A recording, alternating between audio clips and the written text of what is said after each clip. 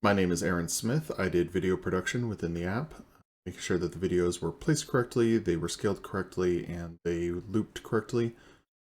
I also did quality assurance, so I was kind of the gopher, making sure that everything worked correctly where it needed to, and help troubleshooting most aspects of the project. Hi, I'm Brennan Cuppage. I'm a senior at Boise State University, and I was one of the coders on this project. Specifically, I was tasked with making sure that our app could recognize a set of ingredients by using image anchors, and then when those ingredients were scanned, the app would play an animation for the user, making sure they knew how to use those ingredients in particular. Hi, my name's Emily, and my contributions for this project was creating the UI, or general look, of the app and implementing text-to-speech for every text present in the app. My name is TJ Munger, and I helped produce the main concept of the project. I managed to make sure the ideas from our clients were properly executed in this project. I also created the animation videos for this project. My name is Tyler Arcella, and on this project I was another programmer, helping Aaron and Brennan program. I would suggest debug, fixes, tests with them, just generally be support while they were trying to figure things out in the chair while programming. The other thing I was doing on this project was I was attempting to add a functionality to the app where when the teacher goes to the next step of the project, only a certain image anchor and video would then be able to be played based on the instruction step. So that way the teacher could not potentially have all the objects in frame and have all the animations playing, potentially overwhelming the child.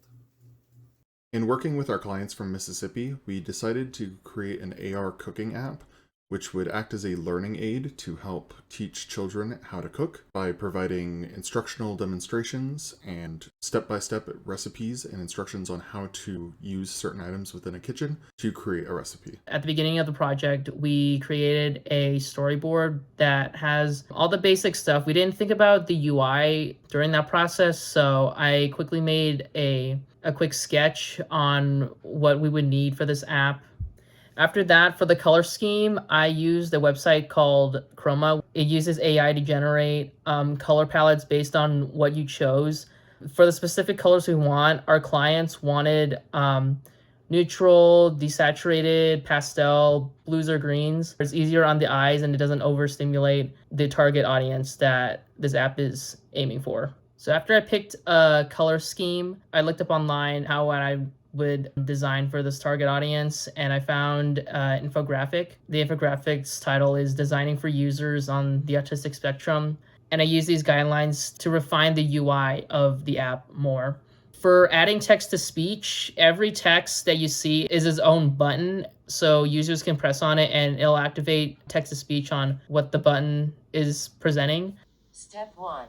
Get milk out of the fridge. And how I did that was I had all the necessary buttons for the screens for each slide in the storyboard of the app. And I connected them into a Swift file, which has the @IB action to it. So whenever this button is pressed, it'll play this part of the code. And for this instance, when a button is pressed, it'll start up the AV synthesizer for starting text-to-speech, and it'll speak out the message of what the user tapped.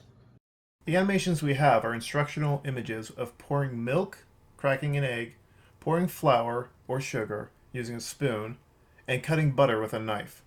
The reason why we chose to use these short animations is to make it easier to follow and understand the basic actions for those who prefer to watch an example and follow along. After discussing our project with our clients, we felt that simple animations would be a better way to show the process rather than pre-recorded videos, as these simple images are easier for kids to connect with. So we decided really early on that we wanted to make this app with emphasis on teaching cooking rather than just providing a video, a couple pictures, and some written instructions. So what we decided to do was use AR in order to further associate the object itself with the video, with the action, with the written and spoken directions. We used image anchors for that, and the images that we used to kind of tie the app interactions to were actual labels or parts of labels from these ingredients. You know, you had part of a box for a stick of butter, or the nutrition facts sticker on the front of a jug of milk.